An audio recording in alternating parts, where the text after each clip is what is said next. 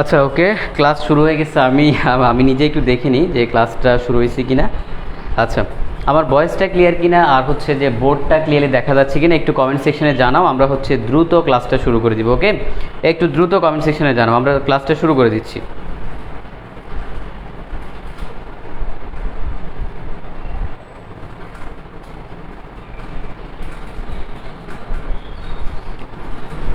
ওকে, একটু দ্রুত দ্রুত কমেন্ট সেকশনে জানাও, আমি তোমাদের কমেন্টগুলো দেখি। আমাদের অলরেডি প্রায় 3-4 মিনিটের মতো দেরি হয়ে গেছে। আমরা হচ্ছে ক্লাস শুরু করে দিব। আর যেটা আসলে বারবার বলতে হয় অনলাইন ক্লাসে, সবাই হচ্ছে তোমাদের বন্ধুদেরকে মেনশন দিয়ে দাও, বন্ধুদের মেনশন দিয়ে দাও এবং হচ্ছে ক্লাসটা শেয়ার করে দাও। আজকের ক্লাসটা আসলে একটু তাড়াহুড়ার মধ্যে নেওয়া লাগে, কারণ হচ্ছে আমার যে এই চশমাটা হচ্ছে ভেঙে যায় কিছুক্ষণ আগে। তো এই জন্য হচ্ছে কী করা লাগে, আমার হচ্ছে একটু তাড়াহুড়ার মধ্যে, আমি এখনও ঠিক করতে পারি না। ক্লাস শেষ হওয়ার পরে ঠিক করতে হবে। ওকে, যাই হোক, এটা কোনো সমস্যা না, এটা আসলে আমারও কোনো সমস্যা হবে না ক্লাস নিতে।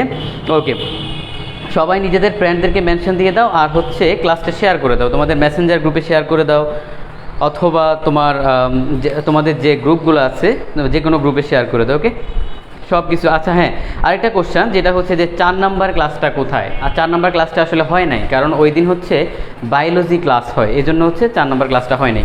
তো আমাদের 4 নাম্বার ক্লাসটা হচ্ছে পরবর্তীতে হবে, অর্থাৎ 10 নাম্বার ক্লাসের পরে 4 নাম্বার ক্লাসটা রিপিট হবে। ওকে, আর আমাদের ক্লাস হচ্ছে রুটিন অনুসারে হবে। তো আমরা শুরু করে দিই, আমরা বেশিক্ষণ টাইম নেব না, আমরা শুরু করে দিচ্ছি।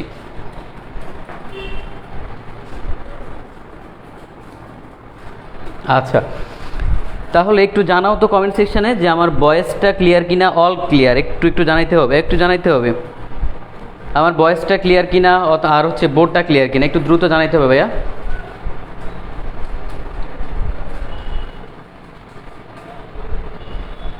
আচ্ছা, আমার প্রবলেম হচ্ছে কেন জানি কমেন্টগুলো দেখতে। একটু অল ক্লিয়ার। ওকে, আমি শুরু করে দিচ্ছি। প্রথমেই দেখো, আমি বোর্ডে একটা কোশ্চেন লিখে রাখছি, কারণ এই কোশ্চেনটা বিগত বছরে মেডিকেল অ্যাডমিশন টেস্ট এবং ভার্সিটি সব জায়গায় অনেকবার আসছে। ওকে, অনেকবার আসছে, এই জন্য হচ্ছে আমি এই কোশ্চেনটা দিয়ে শুরু করা। এখন খেয়াল করি আমরা, দেখো এই কোশ্চেনটা আসলে স্পেশাল বিষয়টা কি, স্পেশাল কি আছে। আমি কোশ্চেনটা তোমাকে একটু বুঝাই, আমি জাস্ট ফিগারটা এঁকে রাখছি যাতে হচ্ছে কি সময়টা বাঁচানো যায়। আমি তোমাকে একটু বুঝাই। ধরো এটা হচ্ছে তুমি তোমার বাসা ছাদের উপরে আসো। তো ছাদ থেকে তুমি কি করতেছো, নিচে নামতেছো, সিঁড়ি দিয়ে নিচে নামতেছো। এখন তোমার সরণটা হচ্ছে কি উপর থেকে নিচের দিকে, আর তোমার এখানে ভর দেওয়া আছে কত, দেখো 50 কেজি, আর হচ্ছে কত আমাদের, অর্থাৎ এই যে তোমার হচ্ছে 150 কেজি, এবং তোমার মাথায় 50 কেজি ওজনের একটা ধরো কিছু আছে, যে কোনো একটা বস্তু আছে। ওকে, এটা জাস্ট আমির হোসেন স্যারের থেকে আর কিছু না, আমির হোসেন স্যারের বই এই কোশ্চেনটা আছে। তো ধরো তুমি 50 কেজি ওজনের একটা বস্তু নিয়ে মাথায় করে হচ্ছে কি নামতেছো সিঁড়ি দিয়ে। আচ্ছা, তোমাকে বললো প্রথম ক্ষেত্রে তোমার কাজের পরিমাণ কত, এটা বললো। তারপরে দ্বিতীয় ক্ষেত্রে বললো যে প্রথম ক্ষেত্রে দেখো কোনটা কার সাথে, কোনটা হচ্ছে যে এই যে দেয়ালের সাথে। ওকে, দ্বিতীয় ক্ষেত্রে কোনটা কার সাথে, অনুভূমিকের সাথে। কিন্তু তোমার স্মরণ কিন্তু আগের মতোই আছে, স্মরণ হচ্ছে তুমি উপর থেকে নিচে নামতেছো, কন্ডিশন সেম। তাহলে খেয়াল করো আমাদের প্রবলেমটা কোথায় একটু খেয়াল করতে হবে। কন্ডিশন সেম, তুমি হচ্ছে উপর থেকে নিচে নামতেছো,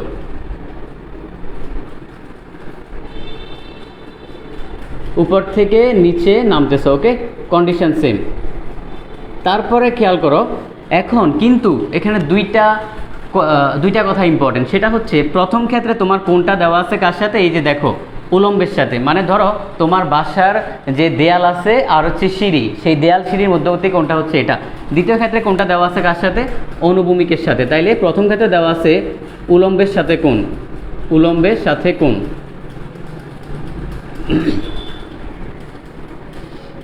দ্বিতীয় ক্ষেত্রে দেওয়া আছে অনুভূমিকের সাথে কোণ।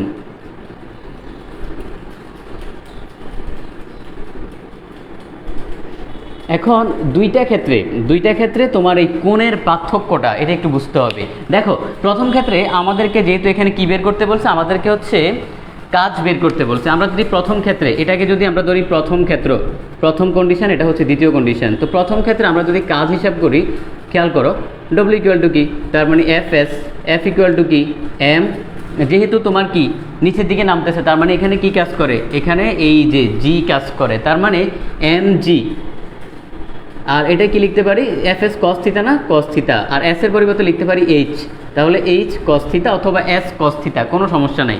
তাহলে দেখো এখানে আমাদের এই এস কস থিটাটা কি বোঝায় ভাইয়া, এটা বুঝতে হবে। এটা বোঝাচ্ছে যে আমাদের ধরো সরণটা যেই দিকে হচ্ছে, দেখো তুমি নামতেছো কোন দিকে, নিচের দিকে না, তার মানে নিচের দিকে তোমার কি কাজটা হচ্ছে, তাহলে তোমার এই কোনটায় আমি সবসময় পড়ানোর সময় বলি, আমি মজা করে একটা কথা বলি, সেটা হচ্ছে যে আমরা কোনটা সবসময় ধরবো আমাদের পায়ের নিচে।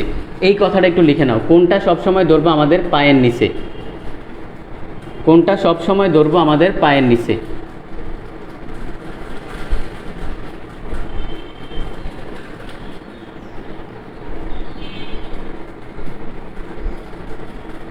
কোন দিকে ধরবো, পায়ের নিচে, ঠিক আছে।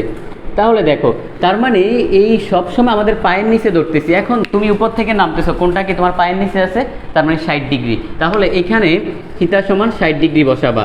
আর এম এর মান তো তোমার কাছে দেওয়া আছে, এই যে দেখো এম এর মান কত হবে, যোগ করো, যেহেতু তোমার মাথায় একটা 50 কেজি ভরের বস্তু আছে, তার মানে টোটাল হবে 200 কেজি এম এর মান। আর জি এর মান হবে আমাদের কত, 9.8। আর এইচ বা যেটার মান সেটা হবে কত, এই যে এস এর মান কত, 4 মিটার। এখানে বসাও, এখানে একটা আনসার পাবা। আচ্ছা, দ্বিতীয় ক্ষেত্রে আমি জাস্ট তোমাকে বুঝাই দিব, আমি ম্যাথ করাবো না। দ্বিতীয় ক্ষেত্রে আমাদের এখানে দেখো আমাদের কোনটা দেওয়া আছে, অনুভূমিকের সাথে, কিন্তু তুমি নামতেছো উপর থেকে, তুমি আগের মতো উপর থেকে নামতেছো, ঠিক আছে। তাহলে দেখো আমি বলছি কি, কোনটা সবসময় থাকবে আমাদের পায়ের নিচে, তার মানে কি কোনটা কি পায়ের নিচে আছে, না, সরাসরি পায়ের নিচে নাই। তাহলে আমাদের এই কোণটা বের করতে হবে, আমরা বের করতে পারবো, যেহেতু এটা কি একটা সমকোণী ত্রিভুজ, তার মানে কি এটা যদি 90, অর্থাৎ এই দুইটা কোণের সমষ্টি কত, 90 ডিগ্রি, তার মানে এখানে এটা হবে কত, 30 ডিগ্রি। আচ্ছা, তাহলে আমাদের এই দ্বিতীয় ক্ষেত্রে এফ এস কস থিটা, এটা একটু বুঝতে হবে, অর্থাৎ M G H cos theta সব আগের মতো আছে, এই থিটাটা জাস্ট 30 ডিগ্রি হবে, এটাই তোমাদেরকে বুঝতে হবে। ওকে, এই জিনিসটাই হচ্ছে এই কোশ্চেনে বোঝাটা ইম্পর্টেন্ট। তাহলে আশা করি তোমরা বুঝতে পারছো, যাদের বুঝতে সমস্যা হয় বা আগে সমস্যা হতো তারা এটা মাথায় রাখো যে আমাদের কোনটা সবসময় থাকবে কোথায়, সরাসরি পায়ের নিচে, একদম পায়ের নিচে থাকবে। ওকে, আচ্ছা দেখো কারো কোনো সমস্যা আছে কিনা। আজকের ক্লাসের উপস্থিতি আসলে খুবই হতাশাজনক। আমি বারবার বলছি, দেখো তোমাদের হচ্ছে যে কোনো একটা কম্পিটিশনের রুলগুলা একটু মেনটেন করতে হবে। আমি দেখি যে রাতে 2টা বাজে হচ্ছে ক্লাস নোট সাবমিট করে, তারপর আজকে ক্লাস নিছি, 2 দিন পরে ক্লাস নোট সাবমিট করে। ভাই তুমি ভাবতেছো যে এই জিনিসগুলো হয়তো আমি খেয়াল করি না, এই ব্যাপারগুলো আমি খেয়াল করি। দেখা যাচ্ছে অলরেডি প্রায় 105 জনের মতো রেজিস্ট্রেশন করছে, এর মধ্যে মানে 20-30 জন অলরেডি বাদ। মানে এরা যদি ভালো পরীক্ষা দেয়, ফার্স্ট হয়, তারপরে এদেরকে আমি প্রাইজ দিব না। কেন? কারণ হচ্ছে ফার্স্ট অফ অল ক্লাস করে না, দ্বিতীয়ত রাতে 4টা বাজে ক্লাস নোট সাবমিট করে। তোমাকে আমি বলছি 4টা বাজে সাবমিট করতে, বলিনি। তার মানে যারা হচ্ছে এই কষ্ট করে ক্লাসগুলো করতেছে, দেখা যাচ্ছে যে ও ফার্স্ট হয় নাই, হয়তো থার্ড ফোর্থ হয়েছে, কিন্তু ফার্স্ট সেকেন্ড ডে হয়েছে, ও কোনো কারণে ক্লাসও করে না ঠিক মতো, নোটও সাবমিট করে না। আমি ওকে দেবো না ভাইয়া, কারণ আমার এরকম দরকার নেই। আমার দরকার হচ্ছে যে তুমি অ্যাটলিস্ট ক্লাসগুলো করো। তোমাকে আমি এখানে বেসিক্যালি ক্লাসগুলোর জন্যই কিন্তু মানে এই আয়োজনটা করা। ওকে, তুমি ক্লাসগুলো করলা না, তুমি জিনিসটা বুঝলা না যে আসলে আমরা কীভাবে কোশ্চেনগুলো সলভ করতেছি, তাহলে তো কোনো লাভ হলো না। আমার মনে হয় না খুব বেশি লাভ আছে। আজকের উপস্থিতি আসলে খুবই হতাশাজনক। যাই হোক, তোমরা যারা ক্লাস করতেছো তারা একটু কমেন্ট করে জানাও যে এটা বুঝতে পারছো কিনা, আমাকে একটু কমেন্ট করে জানাও দ্রুত, আমি দেখি তোমাদের কমেন্টগুলো। আর সবাই নিজেদের ফ্রেন্ডদেরকে মেনশন দিয়ে দাও আর ক্লাসটা শেয়ার করে দাও। আচ্ছা, কোশ্চেনটা বলেন ভাইয়া। কোশ্চেনটা ভাইয়া আমির হোসেন স্যারের বইয়ের কোশ্চেন। আমি বলি দেখে 150 কেজি বরের এক ব্যক্তি 50 কেজি বরের একটা বোঝা নিয়ে 4 মিটার দীর্ঘ একটা সিঁড়ি বেয়ে নিচে নামলো। তারপরে বলছে যদি সিঁড়িটি দেয়ালের সাথে 60 ডিগ্রি কোণে এবং অনুভূমিকের সাথে 60 ডিগ্রি কোণে থাকে, তবে দুই ক্ষেত্রে কত কাজ করলো। ভাইয়া তুমি ক্লাস করার সময়, আমার ক্লাস করার সময় আমির হোসেন স্যারের বইটা খুলে রাখবা। আমি আমির হোসেন স্যারের বাইরে কিছু পড়াই না, ঠিক আছে? কারণ যে এক্সাম্পলটাই আমি করাই, মনে করবা এটা আমির হোসেন স্যারে আছে। ওকে, একটু খেয়াল করবা এটা। আচ্ছা, বুঝতে পারছি। আমি তাহলে এখন মুছে ফেলতেছি। এই কোশ্চেনটা বোঝাটা ইম্পর্টেন্ট। এটা মেডিকেলে বেশ কয়েকবার আসছে, 2-3 বার আসছে, এজন্যই আসলে এটা একটু বুঝতে হবে। এবং আমি বলে দিই, আমাদের যে পরীক্ষাটা হবে সেখানে এই কোশ্চেনটা আমি দেবো, এই কোশ্চেনটা 100% দেবো, কনফার্ম। তার মানে যারা ক্লাসটা করতেছো তারা কি এই কোশ্চেনটা পেয়ে যাবা। এবং আজকের ক্লাসটা আমি হচ্ছে ক্লাস শেষে ডিলিট করে দিব, তার মানে যারা হচ্ছে ক্লাসটা করলো না, ওরা ক্লাস নোট সাবমিট করতে পারবে না, দেখবে না। এতে করে কি হবে, আমার 105 জনের মধ্যে 50 জন চলে আসবে। তার মানে আমি এই 50 জনের মধ্যেই পরীক্ষা নিলাম, বাকিরা পরীক্ষা দেখ, সমস্যা নাই, কিন্তু এদেরকে আমার প্রাইজ দেওয়ার দরকার পড়বে না। ওকে, এখন খেয়াল করো। তারপরে আমরা পরবর্তীতে এখন আমরা সরাসরি কোশ্চেন সলভে যাব। দেখো এখানে একটা কোশ্চেন বলছে যে পদার্থবিদ্যাতে নিচের কোনটি পাওয়ার এর একক নয়, এটা 19-20-এ আসছে, মেডিকেল 19-20 বলছে নিচের কোনটি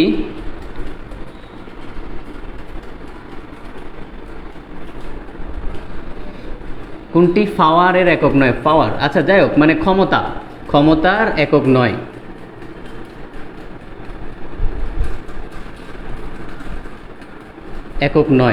অপশানগুলো দেওয়া আছে কি কি? অপশানগুলো দেওয়া আছে অশ্ব শক্তি, তারপর দেওয়া আছে ওয়াট, জুল পার সেকেন্ড। তাহলে ক নম্বরে দেওয়া আছে অশ্ব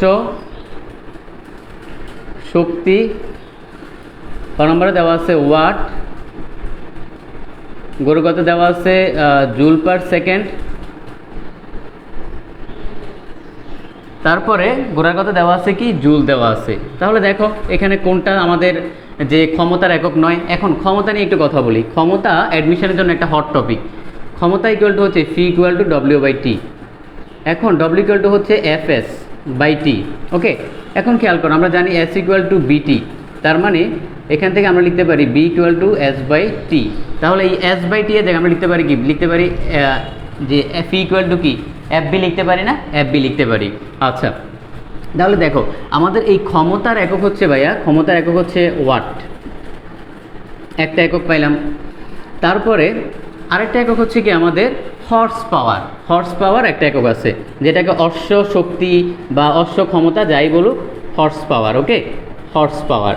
তাহলে দেখো এই হর্স পাওয়ার আমাকে বলতে পারবা এক হর্স পাওয়ার ইকুয়াল টু কত ওয়াট? এটা একটু বলতে পারবা? এক হর্স পাওয়ার ইকুয়াল টু কত ওয়াট? একটু কমেন্ট সেকশনে জানাও তো, এটা অ্যাডমিশনের জন্য অনেক বেশি ইম্পর্টেন্ট। এক হর্স পাওয়ার ইকুয়াল টু কত? 746 ওয়াট। ওকে, এটা অ্যাডমিশনের জন্য একটা হট কোশ্চেন, হট টপিক। আচ্ছা, তারপরে দেখো আমাদের আরেকটা একক আছে, যেহেতু W by T, equal W by T, তার মানে আরেকটা একক হচ্ছে কি, অর্থাৎ জুল পার সেকেন্ড। ওকে, এই তিনটা হচ্ছে আমাদের ক্ষমতার একক। তার মানে আমাদের ক্ষমতার একক নয় কোনটা? জুল হচ্ছে ক্ষমতার একক নয়। জুল কার একক? জুল হচ্ছে দেখো আমাদের এই যে কাজের একক। ওকে, আচ্ছা, তাহলে দেখো আমরা কিন্তু অপশান কিন্তু খুঁজে বের করি নাই, আমরা জাস্ট কি করছি, অপশান বাদ দিয়ে বের করছি। তাহলে দেখো এখন কি আমরা এটা জানি? ওকে, এটা নিয়ে আশা করি তোমাদের খুব বেশি সমস্যা হওয়ার কথা না। পরবর্তী কোশ্চেনটা দেখো, আমি তোমাকে বলছি যে এই horse power equal to 746 watt, এটা মেডিকেলে আসে। দেখো এর পরের বছরই মেডিকেলে আসছে, মানে 19-20-এই আসছে। এরপরে কোশ্চেনটা যে এক হর্স পাওয়ার সমান কত ওয়াট? 746 ওয়াট। আমি তোমাকে বলি, যারা ক্লাসটা করতেছো এই কোশ্চেনটা স্টার মার্ক দিয়ে নাও, এটা তোমার অ্যাডমিশনে 100% আসবে, 100% আসবে। না আসলে আমার বইলো মেসেজ দিয়া, তোমার এটা 100% আসবে, কনফার্ম এটা আসবেই। তুমি ভার্সিটি অথবা মেডিকেল 2-3 জায়গায় পরীক্ষা দিলে এটা পাবা, কারণ এটা একটা কমন কোশ্চেন ভাইয়া। তারপর দেখো, তারপরে কোশ্চেনটা বলছে যে সিরাজ সাহেবের বর হচ্ছে 20 কেজি। দেখো আমাদের ম্যাথ আসছে একটা, ম্যাথটা খেয়াল করো যে সিরাজ সাহেবের বর কত? বর হচ্ছে 20 কেজি। তিনি 25 সেন্টিমিটার উঁচু, মোট 20টা সিঁড়ি। খেয়াল করো, তাহলে সিরাজ সাহেবের বর কত? বর দেওয়া আছে হচ্ছে আমাদের 20 কেজি। তারপরে বলছে তিনি 25 সেন্টিমিটার উঁচু, মোট 20টা সিঁড়ি। কয়টা সিঁড়ি? 25 সেন্টিমিটার উঁচু 20টা। তাহলে একটার কত? একটা 25 সেন্টিমিটার, 20টা কত? 20টা থেকে আমরা গুণ করব। তাহলে দেখো টোটাল আমাদের স্মরণ কতটুকু? তার মানে একটা হচ্ছে 25 সেন্টিমিটার, সিঁড়ি কয়টা? 20টা। আচ্ছা, এত সেন্টিমিটার, এটাকে মিটারে নাও। তারপর হচ্ছে আমাদের বলছে যে 10 সেকেন্ডে উঠলে, কত সেকেন্ডে উঠে? 10 সেকেন্ডে। তাহলে আমাদের টি দেওয়া আছে কত? 10 সেকেন্ড।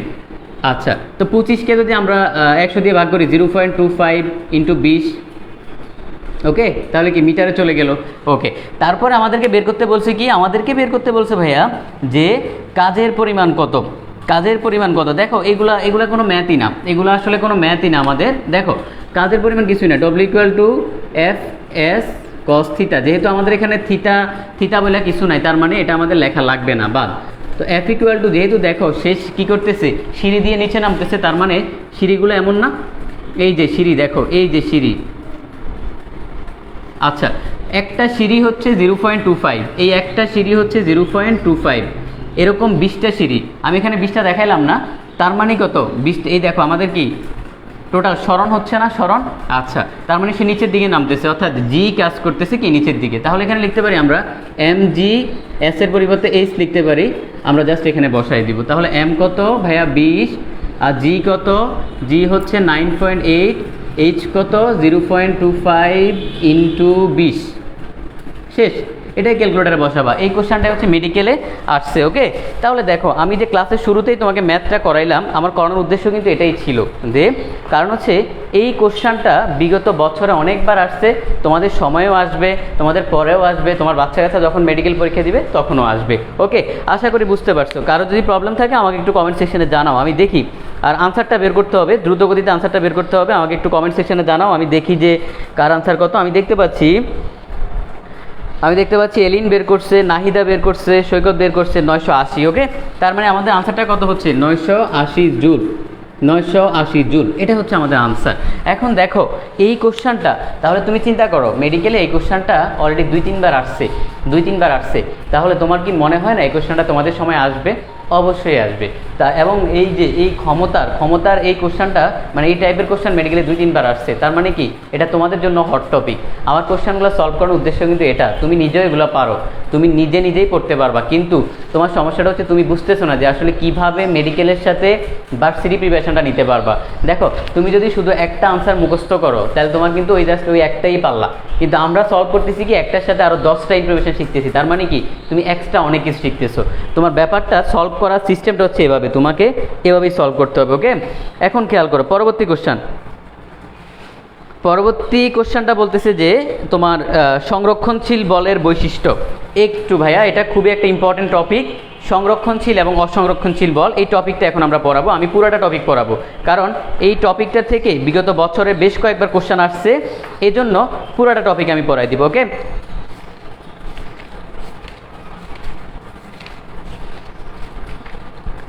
আচ্ছা এখন আমাদের একটু দেখো আমরা সংরক্ষণশীল বল এবং অসংরক্ষণশীল বল, তোমার কেন যে মার্কারটা যে পড়ে যেতেছে। আচ্ছা যাই হোক, খেয়াল করো যে আমরা সংরক্ষণশীল বল এবং অসংরক্ষণশীল বল নিয়ে একটু কথা বলবো। আমাদের এটা খুব বেশি ইম্পর্ট্যান্ট এই জিনিসটা, তাহলে একটু খেয়াল করো। দেখো আমাদের সংরক্ষণশীল বল আমরা একটা পড়াবো, আমরা জাস্ট সংরক্ষণশীল বলটা পড়াবো, অসংরক্ষণশীল বলটা পড়াবো না, কারণ একটা পড়লে তুমি বাকিটা পারবা। আচ্ছা, সংরক্ষণশীল বল কি ভাইয়া? ধরো এটা যদি একটা সিস্টেম হয়, এটা একটা সিস্টেম। ওকে, এটা একটা সিস্টেম।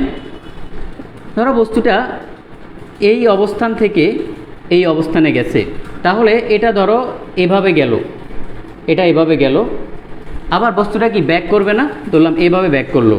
ওকে, ব্যাক করলো, এবং আমি তাদের যদি সরণটা বের করি, তাদের সরণটা বের করব, তাহলে কোন দিকে হবে? আমরা জানি হচ্ছে যে তাদের মধ্যবর্তী যে ন্যূনতম বা মিনিমাম ডিস্টেন্স, সেটাই কি আমাদের সরণ। ওকে, তাহলে এখন ফিগারটা খেয়াল করো, তার মানে সে প্রথমে একবার কি করছে, এটা ধরো এটা হচ্ছে তার মানে যাওয়া, এটা হচ্ছে সেই গেছে, আর এটা হচ্ছে কি আসা, মানে ব্যাক করছে। এখন খেয়াল করো আমাদের যে সংরক্ষণশীল বলের কথা বলছে, এই সংরক্ষণশীল বলের যে বিষয়টা, এখানে মোট কৃত কাজের পরিমাণ কত এটা একটু বুঝতে হবে। দেখো প্রথম ক্ষেত্রে তার যাইতে যদি কাজের পরিমাণ আমরা হিসাব করি যে W1 ইকুয়াল টু Fs, পরবর্তী ক্ষেত্রে যদি আমরা হিসাব করি W2 ইকুয়াল টু Fs, কিন্তু দেখো প্রথম ক্ষেত্রে যাচ্ছে উপরের দিকে, পরবর্তী ক্ষেত্রে নিচের দিকে আসতেছে না, তার মানে এটা কিন্তু মাইনাস হবে। তাহলে এই সংরক্ষণশীল বলে যদি আমরা কৃত কাজ হিসাব করি, দেখো W1 প্লাস মাইনাস W2, তাহলে কত হচ্ছে? তার মানে কৃত কাজের পরিমাণ কিন্তু 0। তাহলে আমাদের সংরক্ষণশীল বলে কৃত কাজের পরিমাণ কত? 0। এবং এখানে কাজ কেমন হচ্ছে সেটা ডিপেন্ড করে কিন্তু বস্তুটার অবস্থানের উপর। কেমন অবস্থান? দেখো আমরা প্রথমে হিসাব করছি বস্তুটা এখানে ছিল, তারপরে গেছে কোথায়? এখানে। আমি যদি পয়েন্ট দিয়ে দিই, ধরো এটা হচ্ছে A অবস্থান, এটা হচ্ছে B অবস্থান, A থেকে B তে গেছে, তারপরে B থেকে A তে আছে, মাঝে কি কোনো পয়েন্ট হিসাব করছো? হিসাব করো নাই। তার মানে বস্তুটা কি পরিমাণ কাজ করতেছে সেটা ডিপেন্ড করে তার অবস্থানের উপর। কার উপর ডিপেন্ড করে? অবস্থানের উপর ডিপেন্ড করে। আচ্ছা, তার মানে তুমি এখানে খেয়াল করো, তুমি দেখো এখানে তোমার যে অবস্থানটা, সেই অবস্থানটা কিন্তু ফিক্সড। এ একটা অবস্থান, আর একটা কি বি একটা অবস্থান। এখন আমাদেরকে যদি বলা হয় যে আসলে সংরক্ষণশীল বলের এক্সাম্পল, তোমরা কি আমাকে বলতে পারবা যে সংরক্ষণশীল বলের এক্সাম্পল? একটু কমেন্ট সেকশনে জানাও তো, আমি দেখি যে তোমাদের একটু কমেন্ট সেকশনে জানাও, আমি দেখি সংরক্ষণশীল বলের এক্সাম্পল তোমরা বলতে পারো কিনা। ওকে,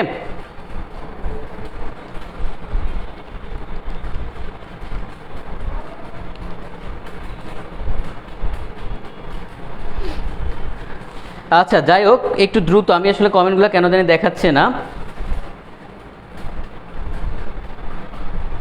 আচ্ছা খেয়াল করো, এখন দেখো আমরা এখানে আরেকটা কথা একটু তোমাকে বুঝতে হবে, বস্তুটা এ থেকে বিতে তিনভাবে যাইতে পারে। ধরো প্রথমটা এটা যদি 1 নাম্বার হয়, মাঝখানেটা 2 নাম্বার, এটা হলো 3 নাম্বার। এখন এটা তোমার 1 নাম্বার যে পয়েন্ট এভাবেও যাইতে পারে, আবার হচ্ছে যে 2 নাম্বার পয়েন্ট এভাবে ডিরেক্ট সোজা এভাবেও যাইতে পারে, ঠিক আছে। কিন্তু এটা বস্তুটা কোনভাবে গেছে তার উপর ডিপেন্ড করে না। অর্থাৎ এখানে তোমার বস্তুর যে অতিক্রান্ত দূরত্বের উপর ডিপেন্ড করে না, ডিপেন্ড করে কার উপর? বস্তুটার আদি অবস্থান এবং শেষ অবস্থানের উপর। সোজা কথা, এটাকে আমরা সহজ করে বলতে পারি যে অর্থাৎ দূরত্বের উপর নির্ভর করে না। এই পয়েন্টে একটু মাথায় রাখতে হবে, দূরত্বের উপর নির্ভর করে না, মানে এটা যেভাবে ইচ্ছা যাক, এটা এভাবে ঘুরে যাক অথবা আরও বড় কিছু করে যাক, এরকম রাস্তা দিয়ে যাক, কোনো সমস্যা নেই। আমরা হিসাব করবো জাস্ট এই মাঝখানে লাল দাগের অংশটা, মানে আদি অবস্থান এবং শেষ অবস্থানের উপর, তার মানে দূরত্বের উপর নির্ভর করে না।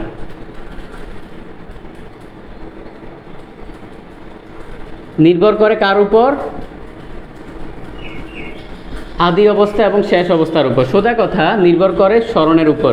কারণ তোমাদেরকে আমি পড়াইছি এই আদি অবস্থা এবং শেষ অবস্থা, ব্যাপারটা হচ্ছে আসলে স্মরণ। দেখো এই জিনিসটা কিন্তু তোমাদের বইয়ে নাই, এই জিনিসটা তোমাদের বইয়ে নাই। তোমাদের বইয়ে লেখা আছে আদি অবস্থা এবং শেষ অবস্থা, বাট তোমাকে কিন্তু জিনিসটা বুঝতে হবে। আমি যখন কোশ্চেনে দিব বা যখন তুমি অ্যাডমিশনের কোশ্চেনে পাবা, তখন কিন্তু তুমি আর আনসার করতে পারবে না, কারণ বইয়ে তো লেখা আছে ভাইয়া আদি অবস্থান শেষ অবস্থান। তাইলে আমি এখানে আমি বুঝবো কীভাবে যে স্মরণ? ভাইয়া স্মরণ মানেই হচ্ছে তোমার ন্যূনতম মিনিমাম যে দূরত্ব আদি অবস্থা এবং শেষ অবস্থানের মধ্যে।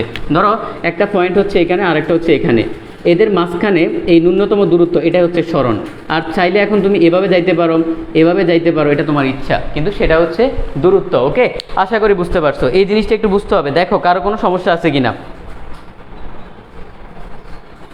আচ্ছা, কারো কোনো সমস্যা থাকলে আমাকে একটু কমেন্ট সেকশনে জানাও। এখান থেকে এই জিনিসটাই তোমাকে একটু জানতে হবে, অর্থাৎ এই যে তোমার পূর্ণ চক্রে আমাদের যে সংরক্ষণশীল বলের যে টোটাল যে চক্রটা, সেটাতে কৃতকাজ কত? কৃতকাজ হচ্ছে 0। এবং এই যে তোমার চক্রটা, এটা বেসিক্যালি ডিপেন্ড করে অবস্থানের উপর। সোজা কথা, স্মরণের উপর ডিপেন্ড করে, আমাদের দূরত্বের উপর নির্ভর কিন্তু করে না। এবং আরেকটা বিষয় সেখানে হচ্ছে, এখানে আসলে শক্তির কোনো অপচয় হয় না। শক্তির কি হয় না? শক্তির কোনো অপচয় হয় না, মানে পুরাটা কাজ হচ্ছে কি হয়? পুনরুদ্ধার করা যায়। পুরাটা কাজ হচ্ছে পুনরুদ্ধার করা যায়, অপচয় হয় না।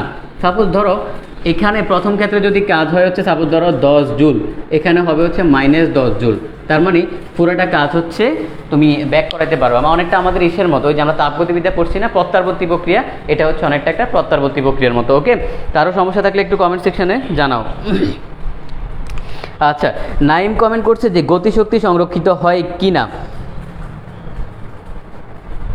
খেয়াল করো যে অবশ্যই এটা একটা ভালো কোশ্চেন করছে। খেয়াল করো, আমাদের এই জায়গায় তোমার শক্তির কোনো অপচয় হয় না। তার মানে শুধু গতিশক্তি না, আমাদের টোটাল যে যান্ত্রিক শক্তির নিত্যতা কিন্তু এখানে পালিত হয়।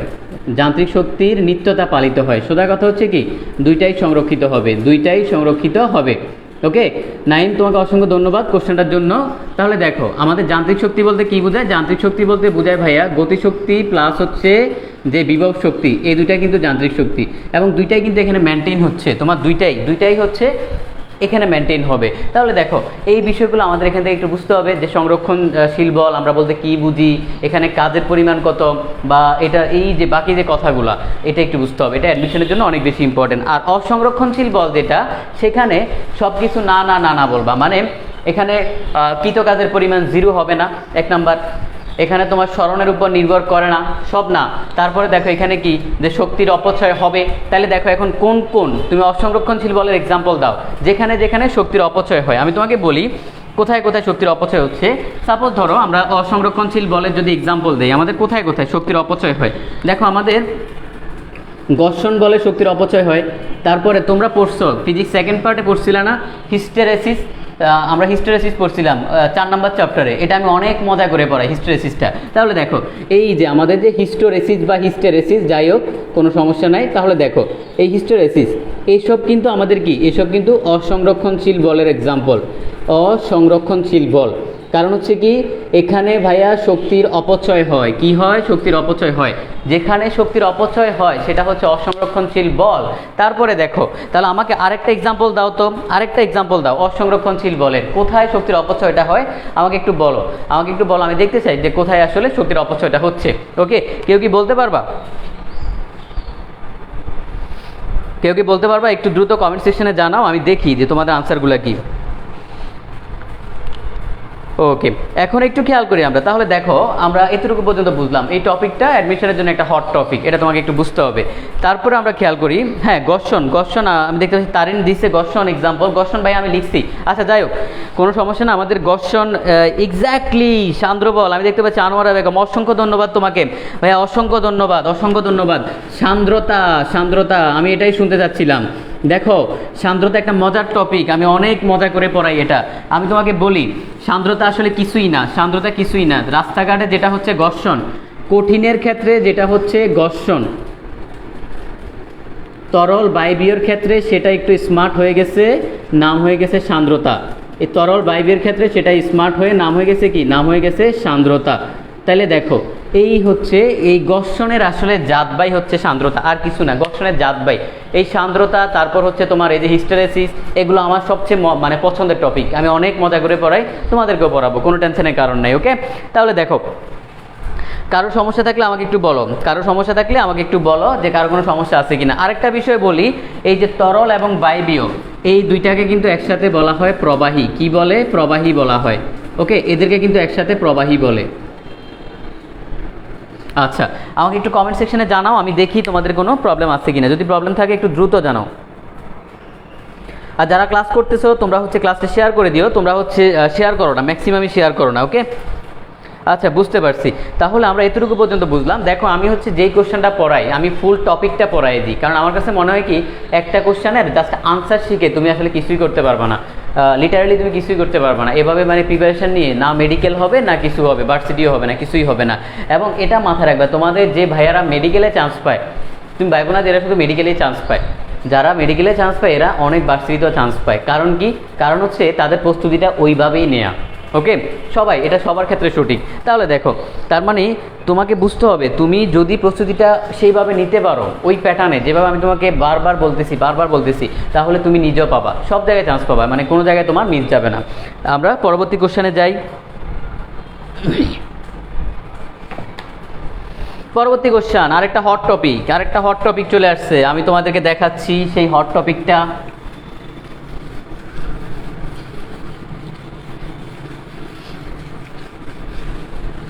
ওকে, তারপরে কোশ্চেনটা হচ্ছে যে 50 কেজি ভরের একটা বস্তুর ভরবেগ হচ্ছে 50 কেজি মিটার পার সেকেন্ড হলে গতিশক্তি কত হবে? ওকে, আমি বুঝে ফেলছি যে 50 কেজি ভরের একটা বস্তু m = 50 কেজি, এটার ভরবেগ কত? ভরবেগ হচ্ছে 50 কেজি মিটার পার সেকেন্ড।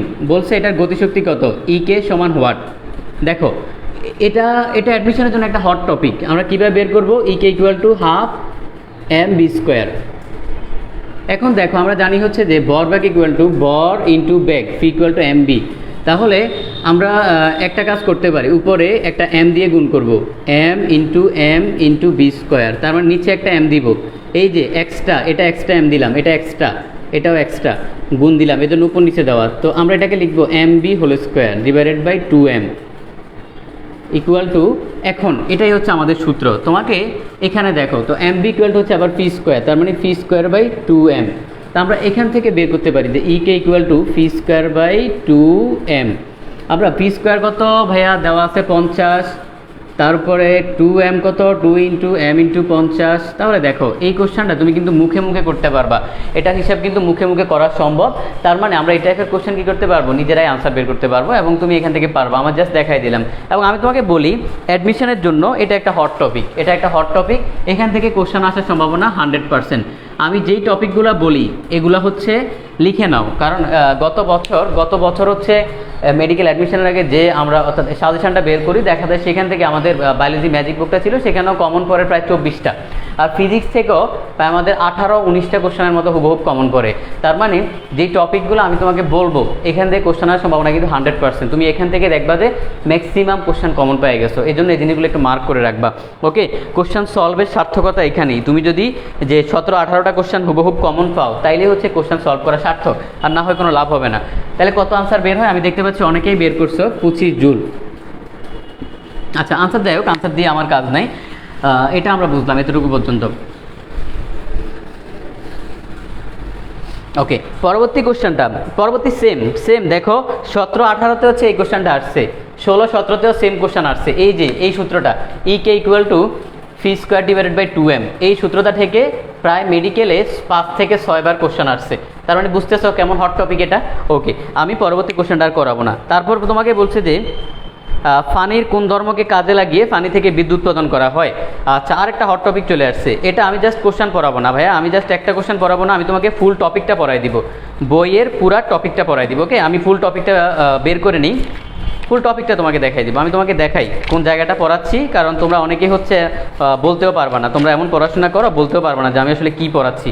দেখো এই যে এখানে একটা টপিক আছে না, শক্তির রূপান্তর, দেখো শক্তির রূপান্তর একটা টপিক আছে, এটা এখন আমি পুরোটা পড়াই দিব, কারণ এখান থেকে প্রতি বছর কোশ্চেন আসে, এজন্য আমি তোমাকে এই টপিকটা পড়াবো। একটু খেয়াল করি। আচ্ছা, এখন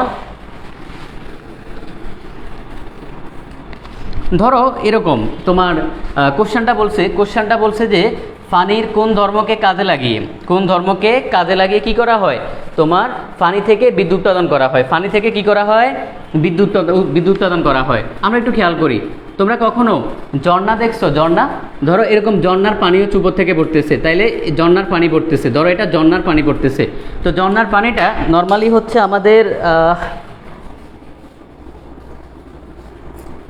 দেখছো, আমি হচ্ছে এজন্যই আমার ক্লাসটা আজকে একটু দেরি হয়, কারণ আমার যে চশমার ইয়েটা সেটা হচ্ছে খুলে যায়।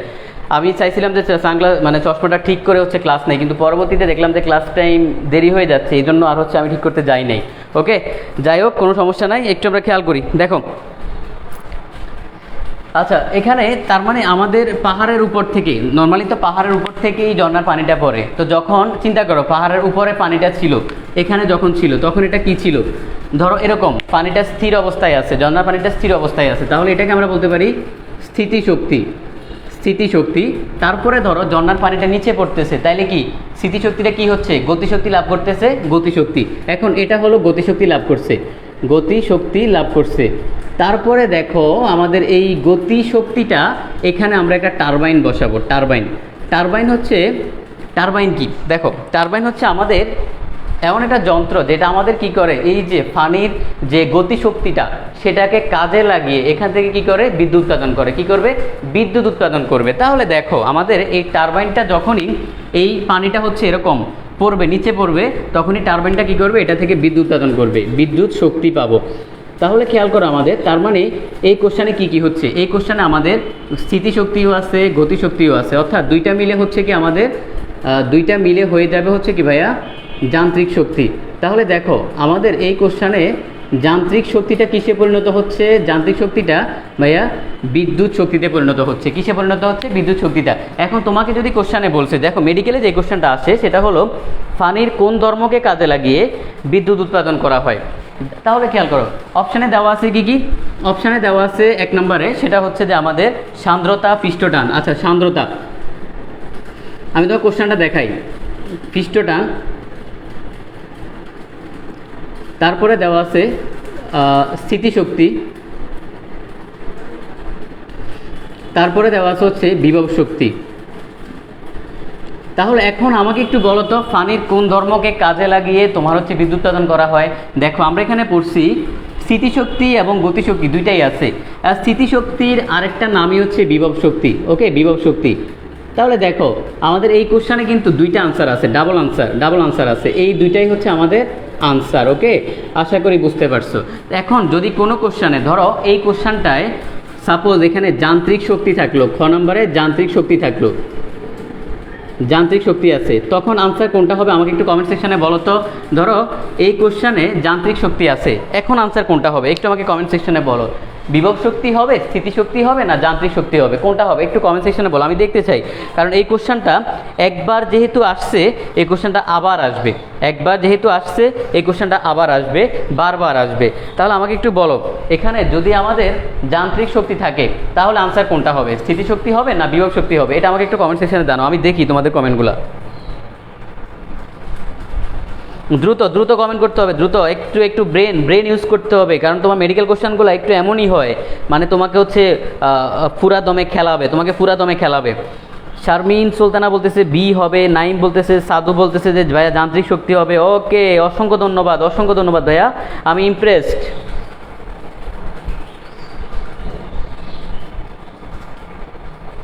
আচ্ছা, আমি ইমপ্রেসড, সত্যি ইমপ্রেসড, তোমরা অনেক চালাক, এবং চালাক বলতে ওই চালাক না, মানে ইন্টেলিজেন্ট, তোমাদের অনেক বুদ্ধিশুদ্ধি আছে। খেয়াল করো, মেডিকেলে দুইটা জিনিস তোমাকে একটু বুঝতে হবে। একটা হচ্ছে ধরো গুড আনসার, একটা হচ্ছে গুড আনসার, আর একটা হচ্ছে বেস্ট আনসার।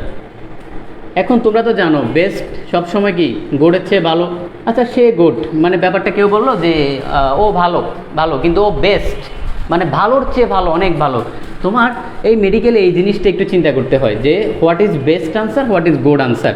আমরা জানি আমাদের পানির যখন এই যে বিদ্যুৎ উৎপাদন করা হয় পানি থেকে, সেখানে আমাদের স্থিতিশক্তিও আছে, গতিশক্তিও আছে, কিন্তু স্থিতি গতি দুইটা যোগফল হচ্ছে আবার যান্ত্রিক শক্তি। তার মানে আমাদের এটা হচ্ছে গুড আনসার, এটা হচ্ছে গুড আনসার, কিন্তু এটা হচ্ছে ভাইয়া বেস্ট আনসার। তাহলে আমাদের আনসার কোনটা হবে, এটা হচ্ছে আমাদের আনসার, মানে যান্ত্রিক শক্তি। তার মানে গুড আনসার বেস্ট আনসার যখন আসবে, তুমি দেখতেছো যে তিনটাই আমার কাছে সঠিক আনসার আছে, অথবা দুইটা সঠিক আনসার আছে, তুমি দেখবা কোনটা গুড আনসার কোনটা বেস্ট আনসার, যেটা বেস্ট আনসার হবে সেটাই হচ্ছে তোমার সঠিক উত্তর। এটা একটু বুঝতে হবে। মেডিকেলে এই টাইপের মোটামুটি প্রতি বছর 10টা থেকে 12টা কোশ্চেন থাকে, মানে তোমাকে একটু চিন্তা করতে হবে, তোমাকে গুড আনসার বেস্ট আনসার টাইপের আনসার বের করতে হবে। তো এই জন্য একটু বুঝতে হবে, এবং অসংখ্য ধন্যবাদ যারা সঠিক অ্যান্সার করছো, তাদেরকে অসংখ্য অসংখ্য ধন্যবাদ। ওকে, আচ্ছা, আমরা এখন পরবর্তী যাব। আমি এই টপিকটা পুরোটা পড়াই দিব, জাস্ট একটা কোশ্চেন পড়ায় ভাইয়া আমি এইভাবে আমার নিজের কাছে হচ্ছে বিরক্তি লাগে যে একটা কোশ্চেন জাস্ট তোমাকে মুখস্থর মতো করাইলাম, তুমি গাদার বাচ্চার মতো মুখস্থ করলা, এটা আসলে কোনো লাভ হলো না। আচ্ছা, তোমরা ইয়েগুলো চিনো, ওই যে ইস্ত্রি বা আয়রন মেশিনগুলো, সোজা কথা হচ্ছে ওই যে জামা কাপড় আয়রন করে। ধরো সাপোজ এটা একটা আয়রন মেশিন, আমি আঁকতে পারি না, বুঝছো, আমার আঁকা ভালো না। ধরো এটা একটা আয়রন মেশিন, আমি আঁকতে পারি না। এখন এই আয়রন মেশিনটাতে তুমি কি করলা, ধরো কারেন্টের ইয়েতে প্লাগে কানেক্ট করলা, ওকে, কানেক্ট করলা। তাহলে দেখো ফার্স্টে কি করো, ফার্স্ট হচ্ছে আমরা দেখি কিছুক্ষণ রাখি, 1 মিনিট বা 1.5 মিনিট রাখি, দেখি যে এটা গরম হয় কিনা। তারপরে কি করি, এভাবে হাতে নিয়ে এরকম দেখি গরম হয়েছে কিনা, ঠিক না, আমি এই কাজ করি, এরকম দেখি গরম হয়েছে কিনা। তারপর যখন দেখি গরম হয়ে গেছে, তাহলে দেখো এটা হচ্ছে আমাদের বিদ্যুৎ শক্তিটা এখানে কি হয়েছে, তোমার গরম হয়েছে, তার মানে হিট, মানে তাপ শক্তিতে পরিণত হয়েছে, তাপ শক্তি।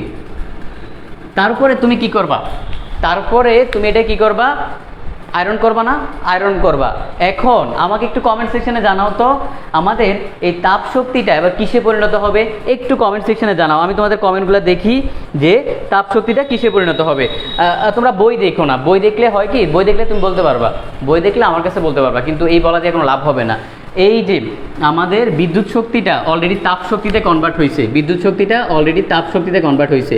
এখন এই তাপ শক্তিটা দিয়ে হচ্ছে আমরা কি করব, আমরা হচ্ছে আয়রন করব। তাহলে এটা কোন শক্তিতে কনভার্ট হবে? ওকে, আমরা দেখতে পাচ্ছি সামিয়া কমেন্ট করছে যান্ত্রিক, নাইম কমেন্ট করছে যান্ত্রিক। এক্স্যাক্টলি, এটা হচ্ছে যান্ত্রিক শক্তিতে কনভার্ট হবে। কোন শক্তিতে? যান্ত্রিক শক্তিতে। কিভাবে, যারা বোঝো না তাদেরকে আমি একটু বুঝাই। ধরো এটা হচ্ছে সাপোজ, এটা হচ্ছে ধরো তোমার জামা, এটা হচ্ছে তোমার জামা, এটাকে তুমি কি করবা, আয়রন করবা। সাপোজ এটা তোমার জামা। এখন ধরো তুমি ফার্স্টে এখানে আয়রন মেশিনটা বসাইলা, বসাই আমরা কি করি, প্রথমে বসাই, তারপরে একটা টান দেই, আবার সেখানে যায়, আবার সেখান থেকে পিছে টান দেই। ব্যাপারটা এমন খেয়াল করো, জাস্ট স্লো মোশনে খেয়াল করো, স্লো মোশনে। এখানে আমি ধরো এরকম আয়রন মেশিন রাখলাম, টান দিলাম, আবার এখানে রাখলাম, আবার পিছনে টান দিলাম, এভাবেই তো আমরা বেসিক্যালি আয়রন করি। তাইলে দেখো প্রথমে কি তুমি এখানে এটার উপর রাখছো, মানে এটা রাখছো না, তার মানে কি স্থির আছে, তাহলে এটার মধ্যে জমা হলো স্থিতিশক্তি। কোন শক্তি? স্থিতি শক্তি। তারপর এটাকে তুমি কি করলা? গতিশীল করলা, ধরলাম এদিকে গেল, তাইলে এই হচ্ছে গতিশক্তি। আবার এটাকে তুমি এই জায়গায় স্থির করবা না, মানে এরকমই তো করো, এভাবে রাখছো, একটা দিছো, আবার হচ্ছে ব্যাক আসছো, তাহলে আবার কি? আবার দেখো, আবার হচ্ছে স্থিতিশক্তি। তাহলে দেখো এখানে আমাদের স্থিতিশক্তি আছে, গতিশক্তি আছে, দুইটাকে আলটিমেটলি আমরা বলি কি? আমাদের যান্ত্রিক শক্তি আছে। তার মানে এখানে আমাদের কি আছে? যান্ত্রিক শক্তি আছে। আশা করি বুঝতে পারছো। তোমরা হয়তো এই জিনিসগুলো আগে মুখস্থ করতে অথবা যে কোনোভাবে মাথায় রাখতে, কিন্তু জিনিসগুলো আসলে বুঝে বুঝেই পড়া যায়, মানে বুঝে বুঝেই মুখস্থ করা যায়। এখন কমেন্ট সেকশনে একটু জানাও দেখি কারো কোনো সমস্যা আছে কিনা। কমেন্ট সেকশনে একটু জানাও, আমি তোমাদের দেখি যে কারো কোনো সমস্যা আছে কিনা। একটু কমেন্ট করো, দ্রুত কমেন্ট করো, আর একটু বেশি করে কমেন্ট করো। ওকে, সবাই একটু বেশি করে কমেন্ট করো। আনসারটা হচ্ছে দুই একবার করে কমেন্ট করো।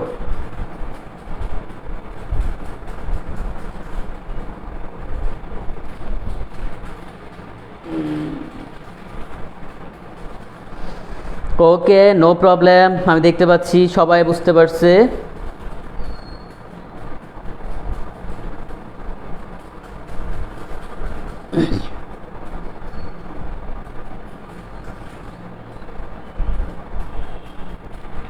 আচ্ছা, এখন আমরা আরেকটা বিষয় একটু পড়বো। আমি এখানে মোটামুটি সবগুলা পয়েন্ট দেখাই দিব, সমস্যা না। আমরা নামাজের টাইমে হচ্ছে ওই দিনের মতো 5 মিনিট বিরতি দিব, কোনো সমস্যা নাই। ওকে, এখন খেয়াল করো, ধরো এরকম একটা আমাদের সাপোজ এটা হচ্ছে একটা ধরো লোহার পাত, লোহা, এটাকে তুমি কি করলা?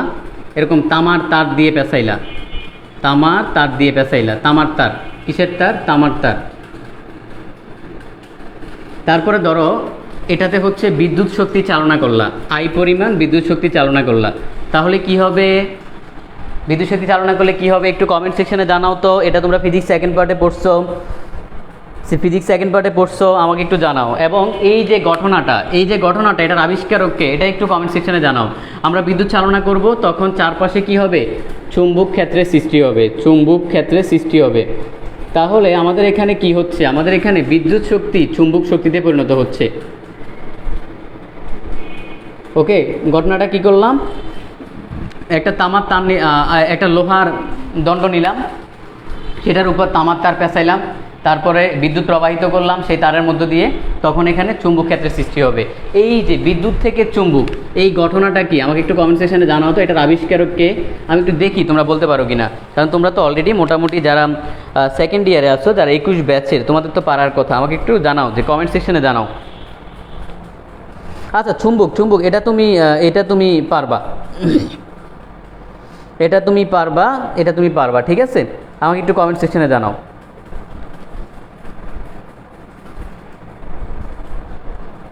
ওকে, আমি দেখতে পাচ্ছি আনোয়ারা বেগম কমেন্ট করছে যে ফ্যারাডে। ওকে, ফ্যারাডে। আচ্ছা, দেখি আর কোনো কমেন্ট আসে কিনা। সবাই কি বলতেছে? সবাই কি আনসার ফ্যারাডে?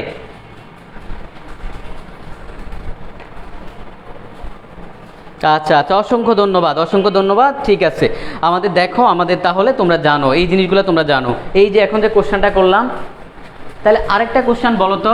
বিদ্যুৎ থেকে চুম্বক হইলে সেটা যদি ফ্যারাডে হয়, যদি মাইকেল ফ্যারাডে হয়, তাহলে চুম্বক থেকে বিদ্যুৎ, এই ঘটনাটার নাম কি একটু বলো তো? চুম্বক থেকে বিদ্যুৎ, এটার আবিষ্কারককে একটু বলো। এগুলো অ্যাডমিশনে আসে, এজন্যই হচ্ছে তোমাকে এই জিনিসগুলোতে নাড়া দেওয়া, এই জিনিসগুলো একটু বুঝতে হবে। চুম্বক থেকে বিদ্যুৎ, উল্টা ঘটনার আবিষ্কারককে একটু কমেন্ট সেকশনে বলো তো, আমি দেখি। দ্রুত কমেন্ট করো। চুম্বক থেকে বিদ্যুৎ, এই ঘটনার আবিষ্কারককে।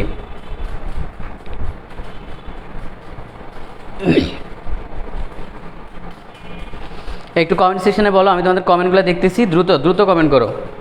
যদি বিদ্যুৎ থেকে চুম্বক যদি আমাদের ফ্যারাডে হয়, তাহলে চুম্বক থেকে বিদ্যুৎ, এই ঘটনাটার আবিষ্কারককে।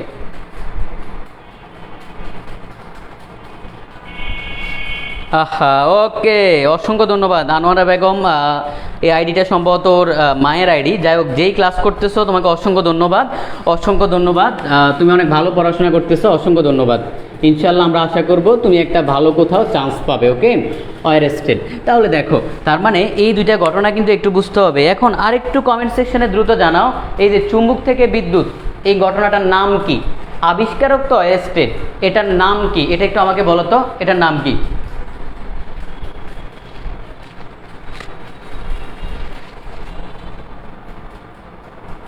আচ্ছা, ওকে, ঠিক আছে সুরাইয়া, ওকে, দেখো আমরা আর বেশি সময় নষ্ট করব না, তোমরা যেহেতু দুইটা ঘটনা জানো আমরা আর বেশি সময় নষ্ট করব না। তার মানে দেখো এই দুইটা ঘটনা কিন্তু তোমাদের জন্য অনেক বেশি ইম্পর্টেন্ট।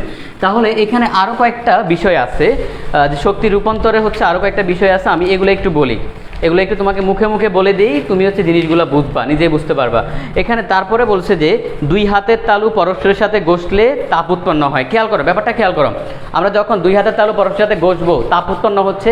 এখানে বেসিক্যালি কি হচ্ছে, তোমার যান্ত্রিক শক্তি তাপ শক্তিতে কনভার্ট হয়। কিভাবে আমি একটু বলি, খেয়াল করো, স্লো মোশনে এই আমি হাত রাখলাম, এই ঘষতেছি, আবার আবার ব্যাক আসতেছি, আবার যাচ্ছি স্লো মোশনে। তাহলে খেয়াল করো, তার মানে যখন হাতটা রাখলাম এর মধ্যে কি তোমার স্থিতিশক্তিটা, এই স্থিতিশক্তি জমা হচ্ছে। যখন উপরের দিকে গেলাম আবার স্থিতিশক্তি জমা হইলো, কিন্তু এই যে মাঝখানে যে দেখো চলমান কি হচ্ছে, গতিশক্তি জমা হইলো, মানে গতিশক্তি। তাহলে দেখো এখানে আমাদের স্থিতিশক্তি আছে, গতিশক্তি আছে, এই দুইটা যান্ত্রিক শক্তিটা কাজে লাগিয়ে কি হচ্ছে, তাপ উৎপন্ন হবে। তার মানে এই জিনিসগুলো কিন্তু একটু স্লো মোশনে চিন্তা করলে তোমরা এইগুলো বুঝতে পারবা। ওকে, এখন পরবর্তীতে পরবর্তী বলছে যে একটা বৈদ্যুতিক ঘন্টা বিদ্যুতের সাহায্যে চলে, যে টেলিফোনে বিদ্যুতের সাহায্যে চলে। আচ্ছা যাই হোক, বলছে কি যে বৈদ্যুতিক ঘন্টায় কি হয়, আমরা বলি একটা বৈদ্যুতিক ঘন্টা, ঘন্টার কাজ কি, ঘন্টার কাজ হচ্ছে টুং টুং টুং টুং টুং, মানে হচ্ছে সাউন্ড করা, সোজা কথা। তাহলে যখন এটার মধ্যে বিদ্যুৎ আসবে, বিদ্যুৎ দিয়ে কি ওই ঘড়িটা, মানে যে বৈদ্যুতিক ঘন্টা বিদ্যুৎ দিয়ে কন্ট্রোল করে। তার মানে আমাদের যে বিদ্যুৎ শক্তিটা কিসে পরিণত হচ্ছে, শব্দ শক্তিতে কনভার্ট হচ্ছে। ওকে, আরও দুই একটা পয়েন্ট আছে এখানে, সেটা হচ্ছে যে আমাদের আলোক শক্তি, আরও দুই একটা পয়েন্ট আছে, ফটোতড়িৎ ক্রিয়ার পয়েন্ট আছে, তারপরে কয়লা পোড়ানোর পয়েন্ট আছে, এগুলো আমরা পরে পড়াবো, এগুলো এখানে পড়াবো না। ওকে, এই জিনিসগুলো আমরা পড়াবো হচ্ছে ফিজিক্স সেকেন্ড পার্টে, ফিজিক্স সেকেন্ড পার্টে আমরা এই জিনিসগুলো পড়াবো, এই জন্য এখানে পড়াবো না। কারণ এই জিনিসগুলো এত কম যদি দুই লাইনে বুঝাই দিই তাহলে তুমি মজা পাবা না। কারণ ফটোতড়িৎ ক্রিয়া ভাইয়া অনেক মজার একটা বিষয়, অনেক মজার। ফটোতড়িৎ ক্রিয়া তোমাদেরকে পড়াবো এবং অনেক মজার এটা। ওকে, এখন খেয়াল করে আমরা পরবর্তী কোশ্চেনে যাই। তাহলে আমরা এতটুকু পর্যন্ত বুঝলাম, আমরা এখান থেকে এতটুকু পর্যন্ত আপাতত বুঝলাম।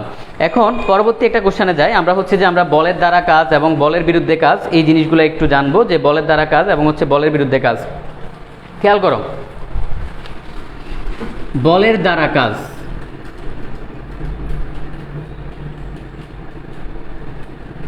এই দুইটা টপিক থেকে অ্যাডমিশনে অনেক কোশ্চেন আসে, এই জন্য তোমাদেরকে এটা একটু ভালোভাবে বুঝতে হবে।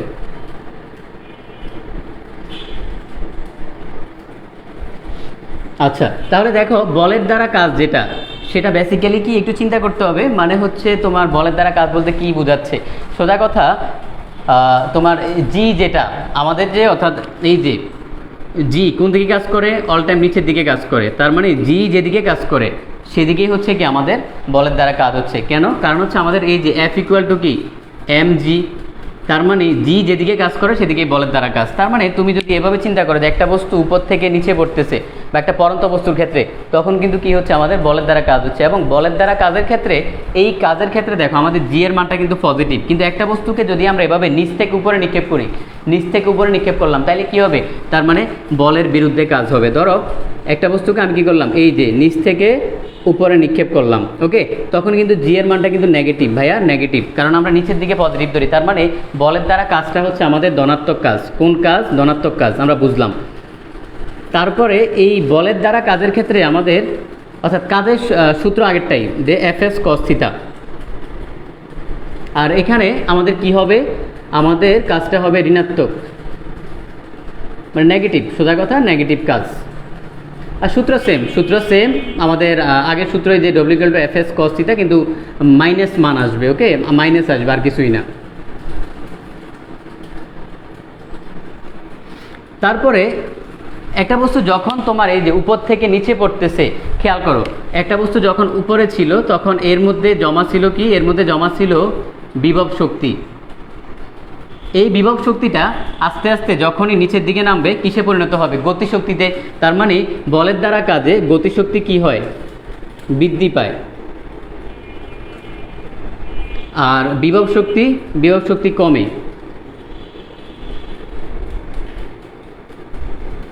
তারপর এখানে আসি আমরা, আমাদের যদি বলের বিরুদ্ধে কাজ হিসাব করি, মানে নিচ থেকে যখন একটা বস্তুকে উপরে নিক্ষেপ করবা, তখন কি হবে, আস্তে আস্তে কি হবে, আমাকে একটু বলো তো, আমি একটু দেখি তোমাদের কমেন্টসগুলো একটু দেখি। আমাদের যখন তুমি একটা বস্তুকে যে নিচ থেকে হচ্ছে উপরে নিক্ষেপ করলা, তখন আলটিমেটলি বস্তুটা একটা পথে কি হবে, উপরে আসবে না, উপরে আসবে। তার মানে এই বলের বিরুদ্ধে কাজের ক্ষেত্রে আমাদের গতিশক্তি কি হয়, হ্রাস পায়, আর বিভব শক্তি কি হবে, বৃদ্ধি পাবে, বাড়বে বাড়বে। দেখো কারো কোনো প্রবলেম আছে কিনা, এতটুকু পর্যন্ত কারো কোনো প্রবলেম আছে কিনা আমাকে একটু কমেন্ট সেকশনে জানাও, আমি একটু দেখি কমেন্ট সেকশনে একটু জানাও এতটুকু পর্যন্ত তোমাদের কারো কোনো প্রবলেম আছে কিনা।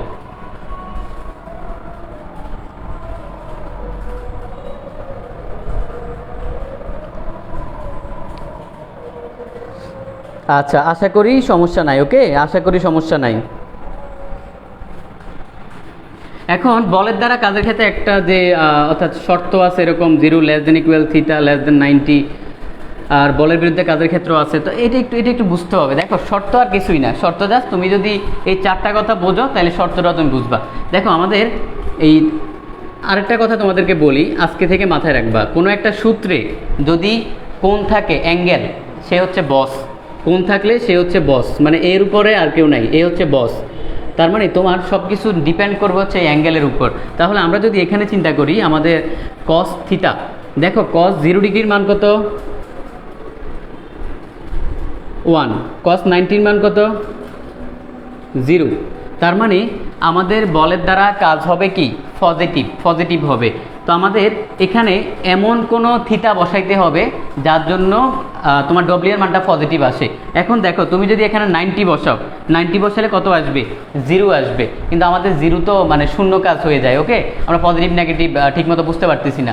তাহলে দেখো তার মানে আমাদের এখানে মানটাকে পজিটিভ রাখতে হলে কী করতে হবে, 0-র চেয়ে কম বসাইতে হবে, সরি মানে 90-র চেয়ে কম বসাইতে হবে। এই জন্য বলছে যে তোমার কোনটা হইতে হবে 90-র চেয়ে কম, মানে 90 হইতে পারবে না, 89.somethingও হইতে পারবে, কিন্তু 90 হইতে পারবে না। এবং 0 হইতে পারবে, 0 থেকে বেশি হইতে পারবে। এটার মানে কিন্তু কি বোঝাচ্ছে, অর্থাৎ 0 থেকে বেশি অথবা 0 হইতে পারবে, কিন্তু 90 ডিগ্রি থেকে ছোট হবে। ওকে, আশা করি কথাটা বুঝতে পারছো। তাহলে এই হচ্ছে আমাদের বলের দ্বারা কাজ, অর্থাৎ 90 হইতে পারবে না কেন, কারণ 90 যদি হয়ে যায় তাহলে তো আমাদের 0ই হয়ে গেল। এই জন্য আমাদের হচ্ছে 90 হইতে পারবে না। দেখি কারো কোনো প্রবলেম আছে কিনা, একটু কমেন্ট করো তো, দেখি কমেন্ট সেকশনে জানাও যে কারো কোনো প্রবলেম আছে কিনা। আচ্ছা, আমরা নামাজের ব্রেক দেবো, আমরা 7টা বাজে হচ্ছে বরাবর 7টায় নামাজের ব্রেক দেবো, 5 মিনিট ব্রেক দেবো, কারণ আমাদের আরও কয়েকটা কোশ্চেন একটু সলভ করতে হবে এই জন্য। ওকে, দেখো কারো কোনো প্রবলেম আছে কিনা।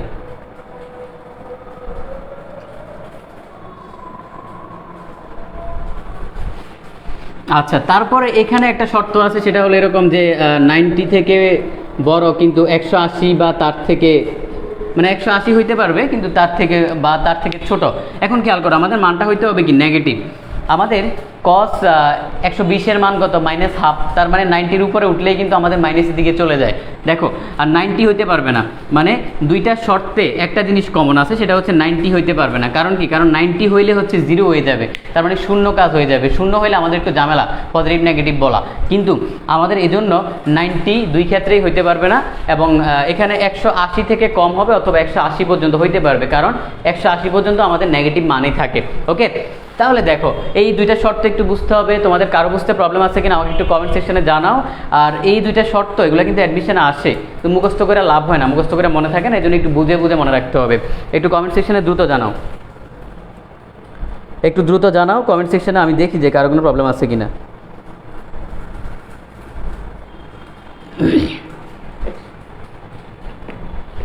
আচ্ছা, নো প্রবলেম। আমরা হচ্ছে এখন একটু 5 মিনিটের বিরতি দিব। নামাজের পরে আমরা ইন্টারেস্টিং একটা টপিক পড়বো, অনেক মজা পাবা, তুমি বিশ্বাস করো, তুমি অনেক বেশি মজা পাবা। তো আমরা সেটা নামাজের পরে পড়াবো। 5 মিনিট একটা ব্রেক থাকবে, তোমরা হচ্ছে নামাজ পড়ো। ওকে, নামাজটা পড়ে নাও, কারণ ক্লাসের জন্য আমার মনে হয় না যে মানে দুনিয়ার কাজের জন্য নামাজ মিস দেওয়াটা খুব বেশি গুরুত্বপূর্ণ, কারণ নামাজটা পড়তে হবে, তারপর হচ্ছে আমাদের দুনিয়াবি কাজ করতে হবে। ওকে, একটু নামাজটা পড়ে নিই আমরা সবাই। আচ্ছা, আমাদের 5 মিনিট ব্রেক থাকবে। ঠিক আমরা ক্লাসটা শুরু করব হচ্ছে, এখন বাজে হচ্ছে 6:58, আমরা হচ্ছে 7:04 ক্লাসটা শুরু করব। ওকে, সবাই একটু নামাজটা পড়ে নিই আমরা।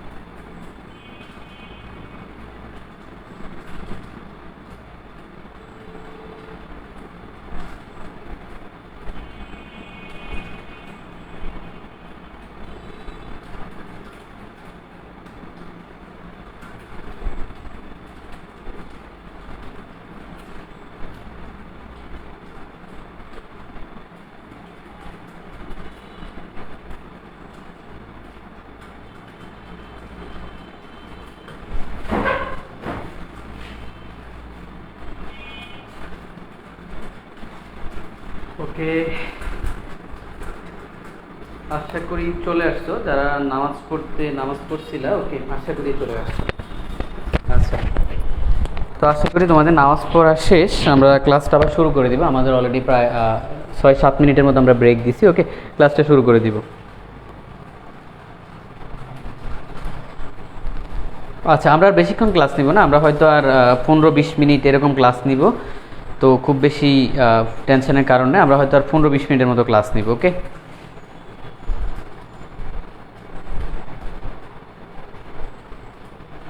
আচ্ছা তাহলে শুরু করে দিই।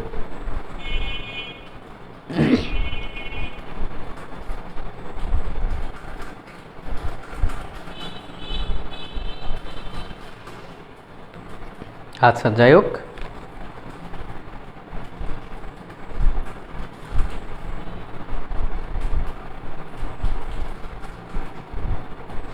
ওকে, আমরা হচ্ছে আবার শুরু করে দিই। তো দেখো, আমরা একটা মজার একটা টপিক পড়ব। সেটা, এই টপিকটা নিয়ে তোমাদের অনেকের হয়তো কনফিউশন আছে, অনেকের আবার কনফিউশন নাও থাকতে পারে। তাহলে একটু এখন আমরা খেয়াল করব। দেখো, এখন আমরা একটু খেয়াল করব। ফার্স্টে তোমাকে একটু কোশ্চেনটা বলি। কোশ্চেনটা শুনলেই তুমি দেখবে একটা লাভ দিয়ে উঠবা। কোশ্চেনটা হচ্ছে যে 30 মিটার উচ্চতা থেকে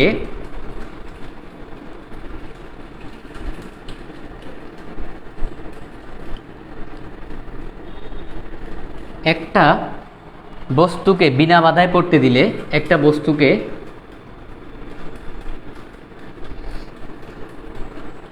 বিনা বাধায় পড়তে দিলে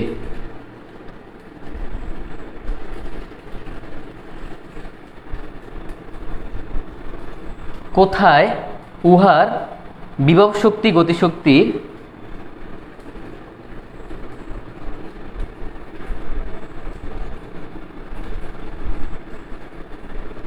বিভব শক্তি গতিশক্তির কি হবে?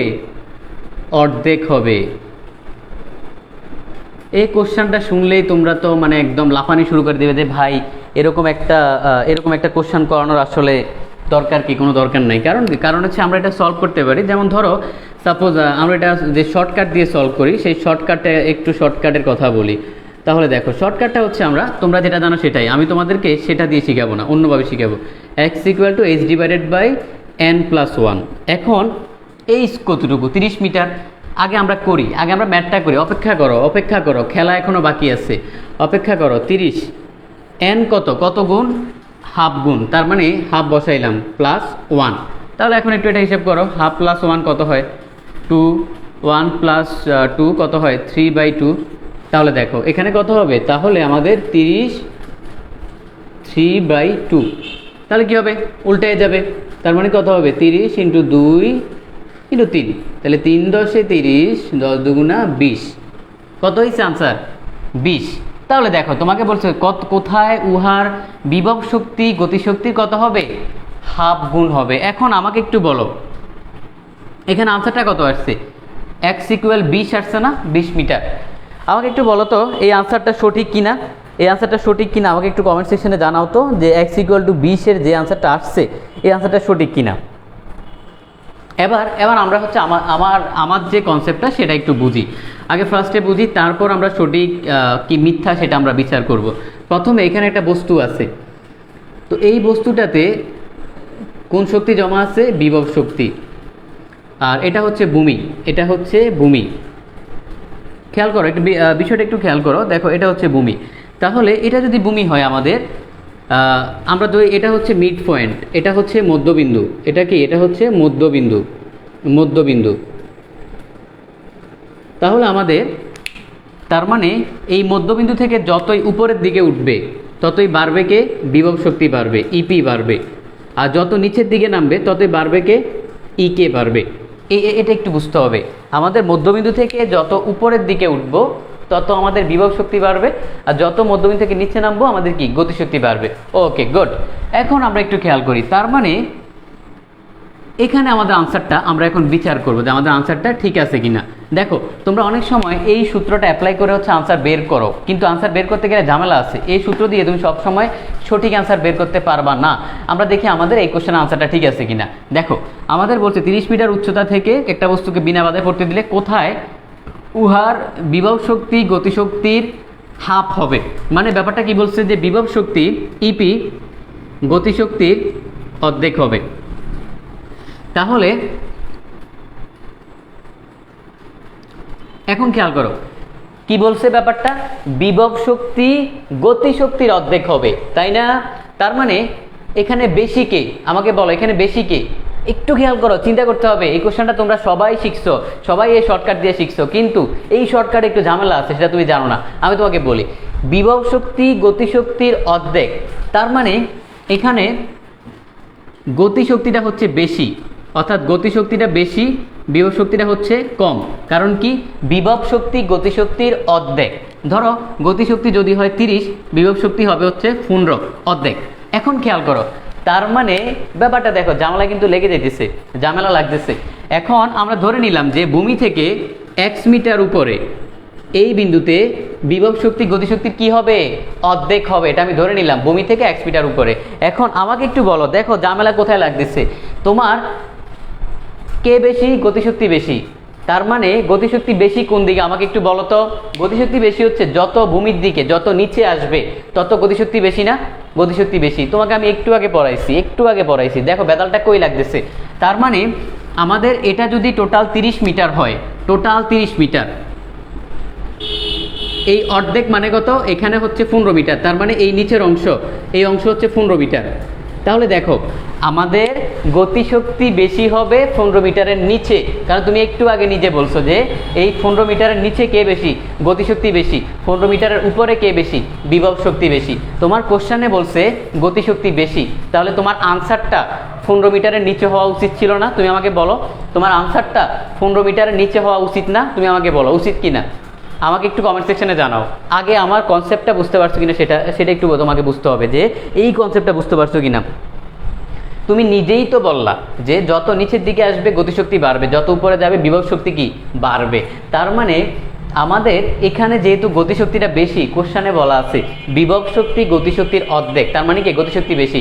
তাহলে আমাদের আনসারটা কি, এই 15 মিটারের নিচে হওয়ার কথা না, কিন্তু আমাদের আনসার কত আসলো ভাইয়া? আনসার তো 20 আসছে, আনসার তো 20 আসছে। তাহলে কি হবে, আমাদের আনসার তো হওয়ার কথা 15 এর নিচে, কিন্তু আনসার তো 20 আসছে। 20 তো উপরের দিকে গেলে তো বিভব শক্তি বাড়বে, তাহলে তো আমাদের শর্ত মিলতেছে না। ঝামেলা লাগছে, বুঝতে পারছো? আমাকে একটু বলো যে বুঝতে পারছো কিনা, কনসেপ্টটা বুঝতে পারছো কিনা, কনসেপ্টটা বুঝতে পারছো কিনা, এটা বুঝতে হবে। দেখো তোমাদেরকে যখন টিচাররা পড়ায়, তোমাদেরকে সব কিছু পড়ায়, কিন্তু এখানে একটা ঝামেলা আছে এই সূত্রে, সেটা একটু বলে না। আমি তোমাকে সেই কনসেপ্টটা বলবো। আচ্ছা আগে বলো যে কনসেপ্টটা বুঝতে পারছো কিনা, দেন আমি তোমাকে শিখাচ্ছি। তাহলে বুঝতে পারছো আমার এই কনসেপ্টটা, এটা কেন দরকার, এটা এই যে এখন আমি যে জিনিসটা শিখাবো, এখানে কোন সমস্যাটা, এটা হচ্ছে আমাদের যে অর্থাৎ ব্ল্যাক হোল ফিজিক্সের যে লেকচার শিটগুলা, এই লেকচার শিটে সুন্দর করে দেওয়া আছে। এই শিটগুলো কাউকে দেওয়া হয় না, ইনশাআল্লাহ খুব দ্রুত তোমাদের দেওয়া হবে, তখন তোমরা এটা পাবা। আমি তোমাকে জিনিসটা শিখাই। দেখো ভুলটা কোথায় ভাইয়া, ভুলটা কোথায়? আমার আনসার তো হওয়ার কথা ভাইয়া মানে 15 কম হওয়ার কথা, আনসার হবে 15 নিচে, কিন্তু আনসার তো হইতেছে 20। ঝামেলাটা আমি কোথায় করছি একটু খেয়াল করো। এই যে সূত্রটা x equal to h divided by n-1, আমাকে এর আগে আমি একটু দেখি এখন ক্লাস করতেছে কতজন, অনেকেই নাই।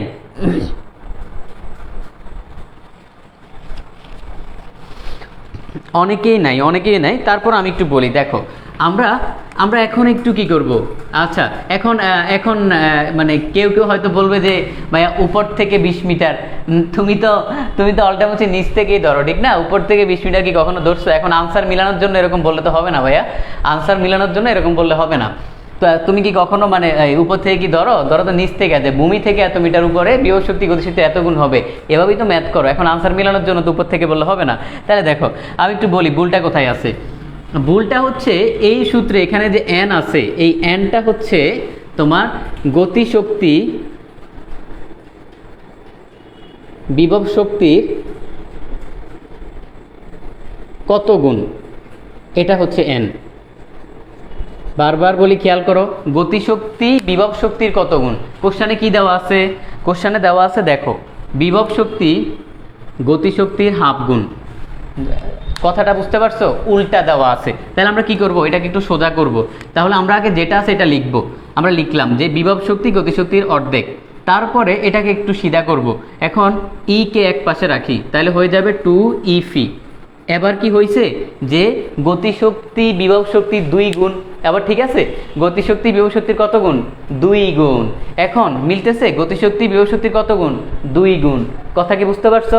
আমরা আমাদের ওই আগের শর্ত কোশ্চেনে যেটা দেওয়া আছে সেটা থেকেই বের করতেছি, গতিশক্তি বিভব শক্তির 2 গুণ। এখন খেয়াল করি, তাহলে এবার এখানে বসাও যে x ইকুয়াল টু h হচ্ছে 30, n হচ্ছে 2, হচ্ছে 1, তাহলে কত হয়? 30 ডিভাইডেড বাই 3 হচ্ছে কত? 10। দেখো আনসার কি আসছে 15 নিচে, যেটা কি লেস দেন 15। এখন বলো কার কি সমস্যা, কার কি সমস্যা আমাকে বলো, কার কি সমস্যা আমি দেখি। এখন একটু বলো যে কার কি সমস্যা আমি দেখি। ওকে, আচ্ছা তাহলে দেখো আমাদের এবার কিন্তু আনসারটা আসছে। বাট প্রথম ক্ষেত্রে তোমরা তো লাভ দিয়ে করছিলে, কারণ তোমাদেরকে স্যাররা একটা শর্টকাট শিখাইছে, এই শর্টকাটটা মুখস্থ করাইছে, তোমরা মুখস্থ করছো, গাইড বুকে ওই শর্টকাটটা আছে, তোমরা মুখস্থ করছো, কিন্তু তোমরা বুঝে একটু মুখস্থ করো নাই। ওকে, আচ্ছা দেখো তাহলে ঝামেলাটা কোথায়? ঝামেলাটা হচ্ছে আমাদের কোশ্চানে, অর্থাৎ তোমরা যে শর্টকাটটা পারো x equal to h divided by n minus 1, এখানে n হচ্ছে গতিশক্তি বিভব শক্তির কত গুণ সেটা। তাহলে আমাদের কোশ্চানে দেওয়া আছে বিভব শক্তি গতিশক্তির হাফ গুণ, তার মানে আমরা লিখলাম বিভব শক্তি গতিশক্তির অর্ধেক। এখন আমাদের দরকার হচ্ছে গতিশক্তি বিভব শক্তির কত গুণ সেটা। তাহলে আমরা কি করব? কে এখানে রাখবো আর 2টাকে কি করব? গুণ করে দিব। তাহলে কত? গতিশক্তি বিভব শক্তির 2 গুণ হয়ে গেল। এখন আমরা এখানে n ইকুয়াল টু 2 বসাই দিব, আর কিছু না। আশা করি বুঝতে পারছো।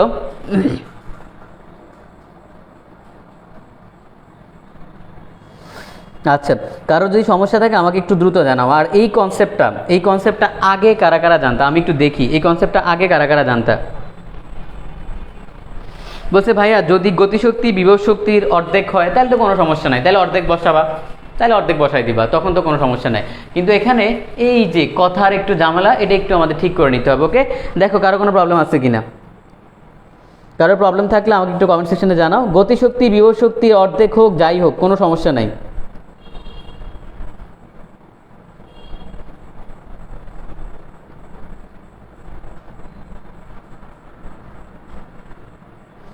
আচ্ছা আচ্ছা, হ্যাঁ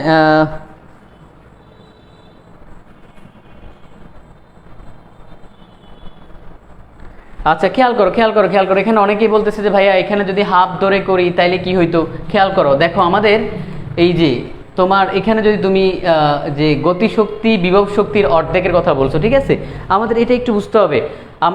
আমরা হচ্ছে অল টাইম এই ফিগারটা চিন্তা করব, ভাইয়া আমি তোমাকে বলি তুমি কখনোই এটা চিন্তা করবা না। মানে এই যে একটা শর্টকাট আমাদেরকে স্যাররা শিখাইছে x equal to h divided by n plus 1, এটা কখনোই চিন্তা করবা না, কারণ এই শর্টকাট দিয়ে তোমার কিন্তু সঠিক অ্যান্সার কিন্তু আসবে না, প্রায় টাইমই আসবে না, 90% কেসে। তাহলে কি করব আমরা এই ফিগারটা চিন্তা করব। এটা হচ্ছে $1 মিলিয়ন ফিগার, এটা $1 মিলিয়ন ফিগার। এটা যদি তুমি বোঝো তোমার এই কোশ্চেন আর ভুল হবে না। তুমি যখনই একটা আনসার বের করবা, যারা আমাকে কোশ্চেন করছো যে যদি হাফ হয় অর্ধেক হইতো তাইলে আমি কি করতাম, সাপোজ ধরো আমি যদি হাফ বসাইলে সাপোজ ধরো আমার আনসারটা আসতে হচ্ছে, আমি তোমাদেরকে বলি আনসারটা আসতে হচ্ছে ধরো সাপোজ 20 আসলো।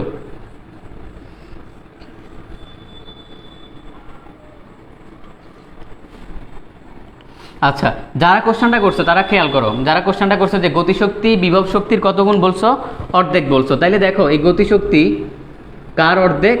বিভব শক্তির, ঠিক আছে।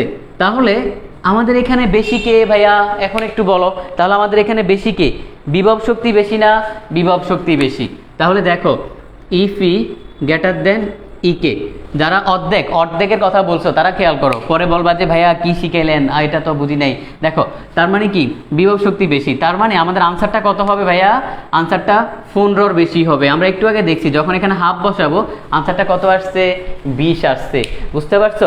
আশা করি বুঝতে পারছো। যাদের কোশ্চেন ছিল যে হাফ বসাইলে কত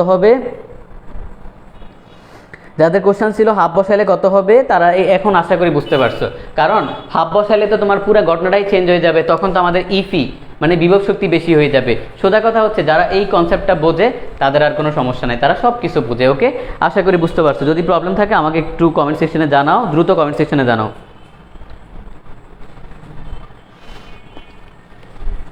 আচ্ছা, আমরা কাজ ক্ষমতা শক্তির কোশ্চেন আজকের ক্লাসটা এখানেই শেষ করব। আমাদের পরবর্তী যে কোশ্চেনগুলো আছে মানে এই টাইপের কোশ্চেন সবগুলা, এজন্য আমি হচ্ছে তোমাকে এই কনসেপ্টগুলো পড়াইছি, কারণ কোশ্চেন সলভের চেয়ে বেশি ইম্পর্টেন্ট হচ্ছে তোমার কনসেপ্টগুলো বোঝা। কোশ্চেন সলভ তো কোনো সমস্যা না, কোশ্চেন সলভ তো যে কেউ বাসায় বসে বসে করতে পারে, কিন্তু এই যে কনসেপ্টগুলো দেখো, তুমি এই ম্যাথের এই কনসেপ্টটা তুমি আগে মুখস্থ করছিলে, আমি জানি, আমি নিজেও মুখস্থ করছি ইন্টারে, কিন্তু এখানে একটা হিউজ ঝামেলা আছে। এজন্য এটা আমি কখন শিখি, যখন আমি বইয়ের এমসিকিউ সলভ করতে যাই, একটা কোশ্চেন আনসার মিলে একটা আনসার মিলে না, তখন আমি কি করবো, হায় রে ভাই এরকম জ্ঞান, একটা মিলে একটা মিলে না, ঝামেলা পড়ে গেলাম। তখন দেখলাম যে এখানে একটা ক্লু আছে, একটু সমস্যা আছে সূত্রের মধ্যে। ওকে, আশা করি বুঝতে পারছো। তো সবাই ভালো থাকবা, সুস্থ থাকবে এবং ক্লাস নোট সাবমিট করবা। আর নেক্সট ক্লাস থেকে যদি এরকম উপস্থিতি দেখি তাহলে হচ্ছে ক্লাসটা ডিলিট করে দেওয়া হবে। ক্লাস ডিলিট করলে তুমি আর নোট সাবমিট করতে পারবা না, তখন তুমি অটোমেটিক হচ্ছে মানে তুমি রেজিস্ট্রেশন করছো কিন্তু তুমি অটোমেটিক বাদ করে যাবা, মানে তুমি অটোমেটিক বাতিল। তাহলে এটা একটু বুঝতে হবে ভাইয়া, কারণ তোমাকে আমি সেই জিনিসগুলাই এখানে দেখাচ্ছি, যে জিনিসগুলো তোমার মেডিকেল অ্যাডমিশনে তুমি কিভাবে পড়লে তোমার ভার্সিটিটাও কাভার হবে, আমি সেটা দেখাচ্ছি। আমি তোমাকে তো সরাসরি জাস্ট আনসারটা বের করে দিলেই হয়তো, আমার দরকার আছে এত ফাঁকনামি করে তোমাকে এই জিনিসগুলো দেখানোর, কিন্তু তোমাকে আমি ফুল কনসেপ্টটা হচ্ছে ক্লিয়ার করে দিচ্ছি। এখন তুমি 1000 কোশ্চেন সলভ করতে পারবা, একদম সারা দিন সলভ করতে পারবা, তোমাকে আর কেউ আটকাইতে পারবা না। ওকে, সবাই ভালো থাকবা, সুস্থ থাকবা, অসংখ্য ধন্যবাদ সবাইকে, আসসালামু আলাইকুম।